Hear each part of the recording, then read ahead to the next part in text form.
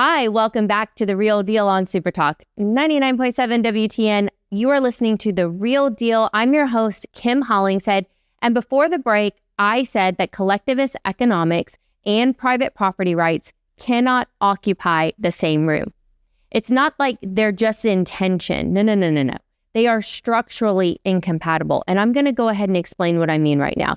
You're going to start with the definition because we're not going to sit around and do some lazy language here. Let's go over it. What is socialism? Socialism is a theory of economic organization that is built on the collective or public ownership of the entire means of production. It means the land, the capital, the tools. Everything is generally owned and enforced by the state.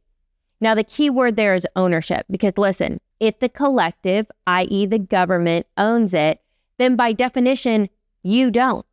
Now think about what a deed actually is. A deed is a piece of paper that you're going to sign at the closing table with my company or somebody like Hollingshead title. And it's basically a claim of an individual who has a fee simple ownership. That is basically, this parcel of land is mine. It doesn't belong to the state. It doesn't belong to the community. It's mine and it's all mine. And if the government wants to take it, then the Fifth Amendment requires that the government has to pay me a fair value for it.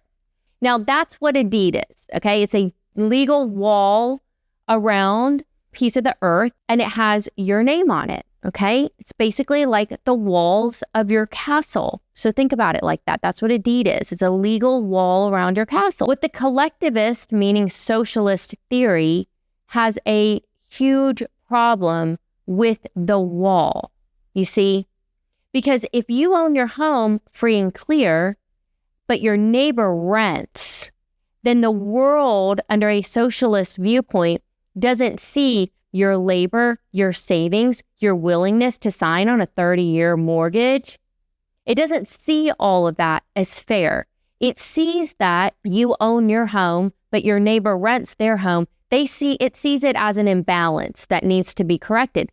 And the instrument of that correction of the unfairness is always the government. And that is the reason why every single socialist experiment has always opened with an assault on private property, because the ideology of socialism requires it. Let's go back in history. Let's talk about it. The Soviet Union, the world's most famous collectivist, socialist, communist country in the entire history of the world, right?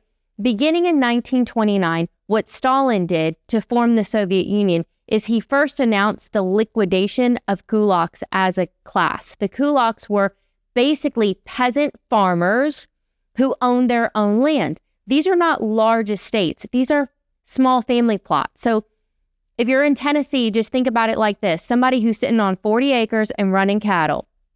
That is the kind of farmer that we're talking about. The state came in, they took the land. They kicked the farmers off the land and they forced collective farms in their place. And they actually staffed the farms with people who knew nothing of what they were doing because, it's all in the name of fairness, right? Doesn't that just sound so fair that somebody would just come and take someone's family farm from them, kick them out, and put other people in who don't know what they're doing?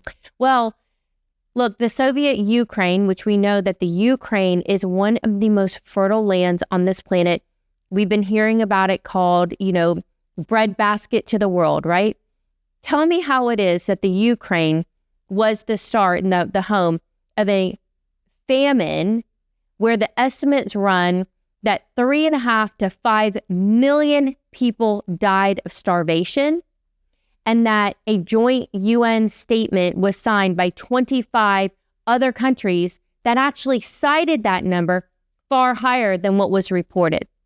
Millions of people starved whenever these farms were taken over and the collectivist farms were put in their place. This is a example that private ownership of a wheat field was actually just taken over because it was considered offensive against the collective.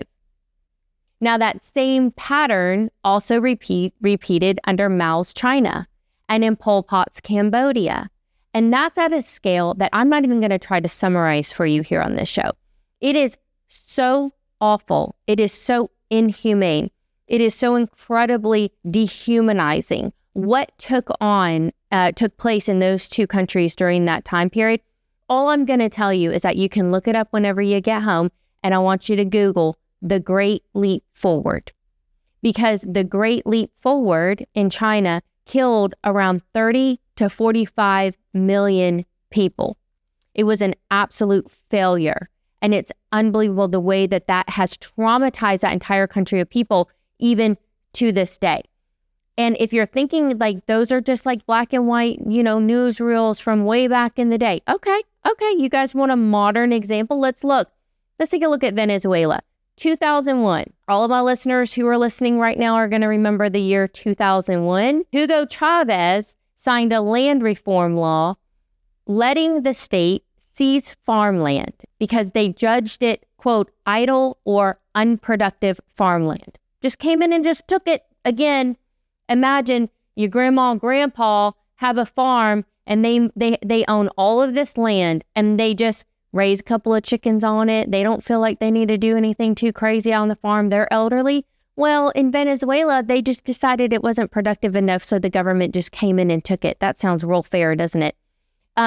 Basically, over the next decade, the government expropriated thousands of properties, farms, ranches, food processors, banks, retail chains. It just basically said, well, the purpose is to break up concentrated ownership and to feed the poor. So do you ever hear the rhetoric in the United States that everything's owned by corporations? Corporations are bad. What we need to do is we need to take care of the poor in the country. We shouldn't have so many large corporations. This is the rhetoric that leads to Venezuela. Let's just be super clear about that. Okay. Venezuela actually sits, it's very sad because it sits on the world's largest proven oil reserves on the planet. But like in 10 years' time, basically, the socialists and the collectivists, the communists in the country of Venezuela, had basically put in place policies that created so much hyperinflation that it led to empty grocery shelves. This is mirrored in the way that people starved in other communist countries. There's a collapsed currency, just like other communist countries. And again, somewhere between 7 and 8 million people, which is roughly 25% of the entire population of the country, just packed up and left. That is not 1932. That's not, some faraway time, like way back in the day, like everybody's just, no. That's modern times. We have a modern example of how communism and socialism does not work. That's people who are alive right now. They live in this part of the hemisphere. These are people who one day they had a farm and the next day they don't own it anymore. And so add it all up. Add up Soviet Union, China, Cambodia, Venezuela, Cuba, North Korea. And what you're going to find is that the Harvard University Press, which released a book that is called The Black Book of Communism, actually put the total death caused by communism over the course of the 20th century at nearly 100 million people dead because of these economic policies. Now, I'm going to be super straight with you because the truth of the matter is that that number is contested. But even if you go with a conservative number of 70, 80 million people, that is outrageous, guys. All right. And in every single one of those cases, the seizure of property comes first. Real property and the ownership of real estate is so vitally important to the freedoms that we have as Americans. Okay. I just cannot stress it enough that you got to get involved in owning real estate. Now, look, I'm not saying that Mayor Mamdani is Stalin. I'm not saying that New York is about to turn into the Soviet Union. I'm not saying that. He is a self-proclaimed socialist. He signs on to these policies. I'm going to encourage my listeners to go and take a look at the DSA and the DSA's platform, and you're going to see a lot of the stuff that we're talking about today mirrored. You're going to see what I'm talking about is for real. It's not conspiracy theory, okay? But Mayor Mamdani is an elected official. Now, the good news is that he operates under this constitutional system that we have and under a free press. We have the freedom of speech. People here are subject to courts. We're subject to laws. Now, that is what is keeping that kind of thing in check. When we come back from the break, I'm going to pick it up and we're going to go over what was the deal with the list? Because, I mean, why was everybody so up in arms about the list? Okay, we'll be right back. You're listening to Super Talk 99.7 WTN. My name is Kim Hollingshead and I am host of The Real Deal. Don't go anywhere.